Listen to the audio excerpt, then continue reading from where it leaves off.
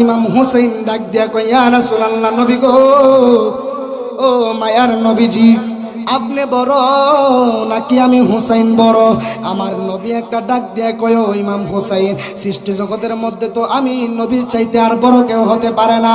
এবার ইমাম হুসাইন একটা ডাক দিয়া কয়, ইয়া রাসূলুল্লাহ, নবী গো, তাহলে আপনি যদি বড় হন তাহলে আপনি বলেন তো আপনার বাবার নাম কি? আরেকটু জোরে বলেন না সুবহানাল্লাহ। ইয়া রাসূলুল্লাহ, নবী গো, বলেন না আপনার আব্বার নামটা কি? আমার নবীজি একটা ডাক দিয়া কই, ও কলিজার টুকরা ইমাম হুসাইন, আমার আব্বার নাম হলো হযরতে আব্দুল্লাহ। এবার ইমাম হাসান একটা ডাক দিয়া কই, ইয়া রাসূলুল্লাহ, নবী গো, আপনার আব্বার নামের আগেও কিছু নাই, আপনার আব্বার নামের পরেও কিছু নাই, কিন্তু আমার আব্বার নাম জানেননি? আমার আব্বা হইল এমন আব্বা যে আব্বার ব্যাপারে আপনি নবী বলেছেন, আনা মাদিনাতুল ইলমি ওয়া আলিউম বাবুহা, যেই আব্বা কানায় কাবার মধ্যে জন্মগ্রহণ করেছে, যেই আব্বারে আমার আল্লাহ বলেছে আল্লাহর ভাগ, সুবহানাল্লাহ। যে আব্বার ব্যাপারে আমার আল্লাহ বলেছে আল্লাহর ভাগ, আর আমার সর্বাবাদের যুবক ভাইয়েরা, শুধু তাই নয়, যেই আমার আব্বা এমন আব্বা, আমার আব্বার নাম হইল হযরতে শেরে খুদা মাওলা আলী। দেখছেন নি, আমার আব্বার নামের আগে আছে শেরে খুদা, নামের আগে আছে মাওলা, নামের পরে আছে মাওলা আলী। সুবহানাল্লাহ বলেন, সুবহানাল্লাহ বলেন না ইয়া রাসূলুল্লাহ, ইয়া রাসূলুল্লাহ, ও ইয়া রাসূলুল্লাহ, নবী আপনি সাথে কি আমি হুসাইন কম নাকি? সুবহানাল্লাহ। এখানে নানা নাতির একটা প্রেমের কাজ কারবার চলতেছে, কথা কোন ঠিক না ঠিক? এবার ইমাম হুসাইন ডাক দিয়া কই, ইয়া রাসূলুল্লাহ, নবী গো, বলেন না আপনার আম্মার নামটা কি?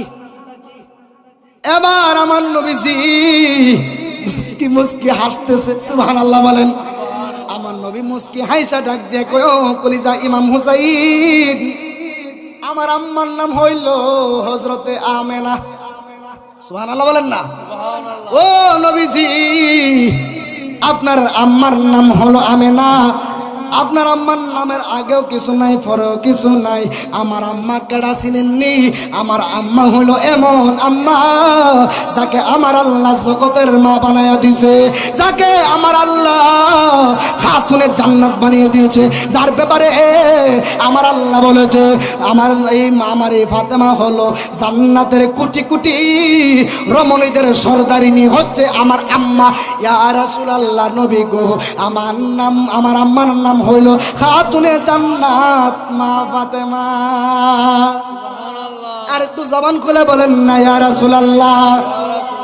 যেই মাত্র এই কথা বলল, আমার নবীরে ডাক দিয়ে কই, ইয়া রাসূলুল্লাহ, নবী গো, আপনার নানির নামটা বলেন না। এবার আমার নবীর নানির নাম বললেন। আমার নবীরে ডাক দিয়ে কই, ইয়া রাসূলুল্লাহ, নবী, আপনার নানির আগেও কিছু নাই, আপনার নানির নামের আগেও কিছু নাই, পরেও কিছু নাই। আমার নানি কেডা চিনেননি? আমার নানি হইল হযরতে মা আমেনা। আমার নানি হইল এমন একজন নানি গো,